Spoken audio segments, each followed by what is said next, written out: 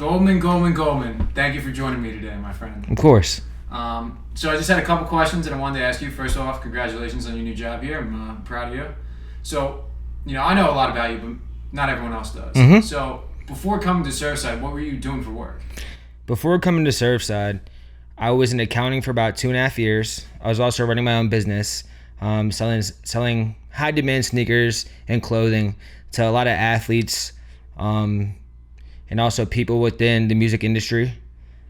And I guess I was doing that during my accounting position. And then after that, I also went into the recruiting side of accounting, where I was working to find talent from C-level to CEO level. Okay. Cool, man. Now, what made you decide that you wanted to work for Surfside? Did you have a good experience in the program? What kind of spawned that? How did you come about to working with Surfside?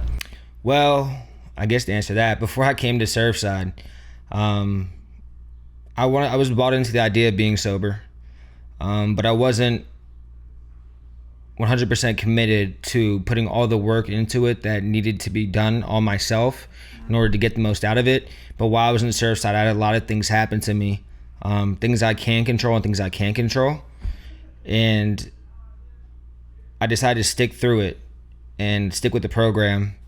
And eventually I got to a point where I felt content and happy, and I kept putting the work in because I kept getting a little more taste of happiness. And as I kept pushing along, I had a psychic change. And that's when I realized this is the line of work I want to be in. Awesome, man. That's fantastic. Now, have you noticed that there's been any sort of challenges, working with the guys in the house or anything like that? I know you just started recently, but what do you think the biggest obstacle to overcome is working in treatment?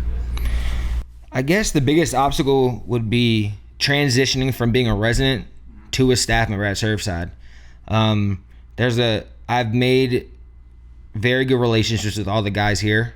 I'm very friendly with all of them. I would say some of my closest friends are still residents. And having that line between being staff and a resident and not crossing those boundaries, because I don't want them to think I come in and now I'm power tripping, and I want them to respect me and I'm the high almighty. It's not like that. I want to still be very good friends, but also when it's time to, time and place. And that's where I want to keep it. Yeah, I get that. I had the same problem myself when I transitioned.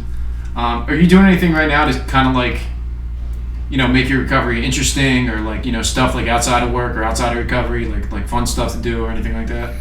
Yeah, well, actually, I just picked up a new hobby today, or I would say on Saturday.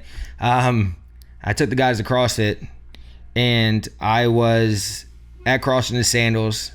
Of course, I was pretty much convinced, I would say pushed to the edge, convinced that I should do CrossFit. Did that, and then since then I've now become more committed to it and doing this for long period. I also enjoy going to the beach outside of Surfside, going to the beach, playing sports. I've always been I would say I've always been in athletics. I enjoy playing ping pong as well. So a lot of these things are what I enjoy doing.